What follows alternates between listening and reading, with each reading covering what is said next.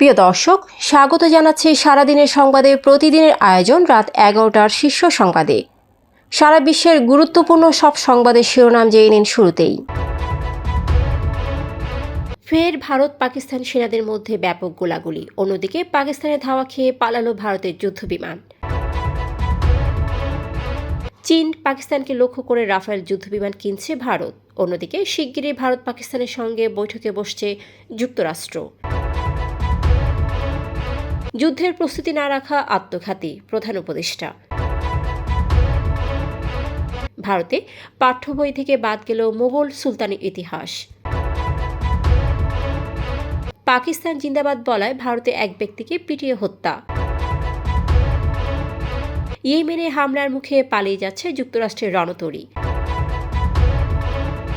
এবার বাতিল হচ্ছে 22 মুক্তিযোদ্ধার সনদ। কলকাতায় হোটেলে আগুন, নিহত 14। অন্যদিকে চীনের লিয়াওনিং প্রদেশে রেস্তোরাঁয় ভয়াবহ আগুন, নিহত 22। ইসকন নেতা চিন্ময় দাসের জামিন স্থগিত। আদানি গ্রুপের $40 কোটি কর ফাঁকির অভিযোগ, অনুসন্ধানে দুদক। প্রিয় দর্শক, এবারে জেনে নিন বিস্তারিত। ফ্যাশন ব্র্যান্ড মানে আর্ট। কাশ্মীরে নিয়ন্ত্রণ রেখা বরাবর ভারত ও পাকিস্তানি সেনাদের মধ্যে টানা 5 দিন ধরে গোলাগুলির ঘটনা ঘটেছে। মঙ্গলবার এনডিটিভি জানায় পঞ্চম রাতেও পাকিস্তানি সেনারা গুলি চালিয়েছে, যদিও এতে এখনও কোনো হতাহতের খবর মেলেনি। পাকিস্তানের পক্ষ থেকে এ নিয়ে কোনো মন্তব্য বা গণমাধ্যমে প্রতিবেদন প্রকাশ হয়নি। অন্যদিকে অধিকৃত কাশ্মীরের আকাশসীমায় টহলরত ভারতীয় যুদ্ধবিমান পাকিস্তান বিমান বাহিনীর ধাওয়া খেয়ে পালিয়ে গেছে বলে দাবি করেছে ইসলামাবাদ। বুধবার পিটিভি নিউজের বরাত দিয়ে এ তথ্য জানায় ডন। পাকিস্তান দাবি অস্বীকার করে বলেছে, ভারত কোনো প্রমাণ ছাড়াই সীমান্ত পারে সম্পৃক্ততার ইঙ্গিত দিচ্ছে। প্রধানমন্ত্রী শেহবাজ শরীফ এই ঘটনায় নিরপেক্ষ তদন্তের আহ্বান জানিয়েছেন। কাশ্মীর ইস্যুতে ভারত পাকিস্তান উত্তেজনার মধ্যে ভারত ফ্রান্স থেকে 630 বিলিয়ন রুপিতে 26টি রাফাল এম যুদ্ধবিমান কেনার চুক্তি করেছে, যার মধ্যে 22টি 1 আসনের ও 4টি 2 আসনের। রণতরী থেকে উড্ডয়ন অবতরণে সক্ষম এই বিশেষ ডিজাইনের বিমানগুলো মিসাইল বহনে ও শত্রু রাডার মিসাইল এড়াতে সক্ষম। এদিকে উত্তেজনা কমাতে দুই দেশের পররাষ্ট্রমন্ত্রীর সঙ্গে কথা বলবেন মার্কিন পররাষ্ট্রমন্ত্রী রুবিও। মার্কিন পররাষ্ট্র দপ্তরের মুখপাত্র ট্যামি ব্রুস জানান, উভয় পক্ষকে স্পষ্টভাবে বলা হচ্ছে যেন কেউ পরিস্থিতি ঘোলাটে না করে।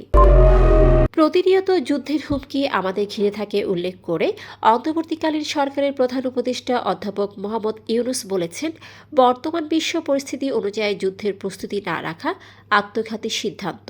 তাই সশস্ত্র বাহিনীকে যুদ্ধের সর্বোচ্চ প্রস্তুতি রাখার নির্দেশ দেন তিনি। বুধবার রাজধানীর কুর্মিটলায় বিমান বাহিনীর বার্ষিক মহড়া অনুষ্ঠানে প্রধান উপদেষ্টা কথা বলেন। ভারতের 7ম শ্রেণীর সমাজবিজ্ঞান বই থেকে বাদ দেওয়া হয়েছে মোগল ও সুলতানি শাসনামলের ইতিহাস, যুক্ত করা হয়েছে মগধ, মৌর্য ও শুঙ্গ সহ ভারতীয় শাসকদের ইতিহাস। নতুন শিক্ষানীতি অনুযায়ী এনসিইআরটি প্রকাশ করেছে নতুন পাঠ্য বই, যেখানে ভারতীয় সভ্যতা সংস্কৃতির উপর জোর দেওয়া হয়েছে। প্রথম শ্রেণী থেকে 8ম শ্রেণী পর্যন্ত বই সংস্কার করছে এনসিইআরটি। কেন্দ্রীয় বোর্ডের আওতাধীন স্কুলগুলোতে এসব বই পড়ানো হয়। 6ষ্ঠ থেকে দ্বাদশ শ্রেণী পর্যন্ত কোথাও বাদ পড়েছে মোগল যুগ, কোথাও ডারউইনের বিবর্তনবাদ, আবার কোথাও নারী আন্দোলনের ইতিহাস। ভারতের কর্ণাটকের বেঙ্গালুরুতে পাকিস্তান জিন্দাবাদ স্লোগান দেওয়ার অভিযোগে এক ব্যক্তিকে পিটিয়ে হত্যা করা হয়েছে। রোববার বিকেল 3টার দিকে কুদুপু এলাকার ভাত্রা কাল্লুর্তি মন্দিরের কাছে ঘটে ঘটনাটি। পুলিশ মন্ত্রী যে পরমেশ্বর জানান, 25 জন এই হত্যাকাণ্ডে জড়িত। কয়েকজনকে গ্রেপ্তার করা হয়েছে, বাকিদের গ্রেপ্তারের অভিযান চলছে। বেঙ্গালুরু পুলিশ কমিশনার অনুপম আগ্রাওয়াল জানান, স্থানীয় সময় বিকেল 5টা 30 মরদেহ উদ্ধার করা হয়। নিহতের বয়স আনুমানিক 40, তবে তার পরিচয় এখনও জানা যায়নি। ইয়েমেনি হুতি বাহিনীর ধারাবাহিক ক্ষেপণাস্ত্র ও ড্রোন হামলার মুখে যুক্তরাষ্ট্রের বিমানবাহী রণতরী ইউএসএস হ্যারি এস ট্রুম্যান লোহিত সাগর থেকে সরে যাওয়ার প্রস্তুতি নিচ্ছে। আল মাসিরা টেলিভিশনের তথ্য অনুযায়ী হামলা এড়াতে গিয়ে রণতরী থেকে $67 কোটি একটি যুদ্ধ বিমান সাগরে পড়ে যায়। প্রতিরক্ষা মন্ত্রণালয়ের সূত্রে জানা গেছে, রণতরী ও এর সঙ্গে থাকা যুদ্ধ জাহাজগুলো শিগগিরই অঞ্চল ত্যাগ করবে। ক্ষমতাচ্যুত সাবেক প্রধানমন্ত্রী শেখ হাসিনার মুক্তিযুদ্ধ বিষয়ক মন্ত্রী আ.ক.ম মোজাম্মেল হক সহ 7 মন্ত্রীর বিরুদ্ধে ভুয়া মুক্তিযোদ্ধার অভিযোগ তদন্ত করার সিদ্ধান্ত নিয়েছে সরকার। এছাড়া আওয়ামী লীগের 2 সংসদ সদস্য, একজন বিচারপতি, সাবেক সচিব, আইজিপি, সেনা কর্মকর্তা সহ আরও 15 জন বিশিষ্ট ব্যক্তির মুক্তিযোদ্ধার তথ্য উপাত্ত যাচাই বাছাই শুরু করেছে তথ্য যাচাই বাছাইকারী প্রতিষ্ঠান জাতীয় মুক্তিযোদ্ধা কাউন্সিল। অভিযোগ প্রমাণিত হলে এসব প্রভাবশালী ব্যক্তির মুক্তিযোদ্ধার সনদ ও গেজেট বাতিল হবে। ভারতের কলকাতার বড়বাজারের ঋতুরাজ হোটেলে অগ্নিকাণ্ডে 14 জন নিহত ও বেশ কয়েকজন আহত হয়েছেন। ফায়ার সার্ভিসের 11টি ইউনিট 2 ঘন্টার চেষ্টায় আগুন নিয়ন্ত্রণে আনে, তবে পুরোপুরি নেভে রাত 3টার দিকে। তদন্তের জন্য একটি বিশেষ দল গঠন করা হয়েছে। অন্যদিকে চীনের লিয়াওনিং প্রদেশের লিয়াওইয়াং শহরের একটি রেস্তোরাঁয় আগুনে 22 জন নিহত এবং 3 জন আহত হয়েছেন। আগুন দ্রুত ছড়িয়ে পড়ায় অনেকেই পালাতে পারেননি। 22টি অগ্নি নির্বাপক যান ও 85 জন দমকল বাহিনীর কর্মী আগুন নিয়ন্ত্রণে কাজ করেছে। আগুনের কারণ এখনো জানা যায়নি, তবে তদন্ত চলছে।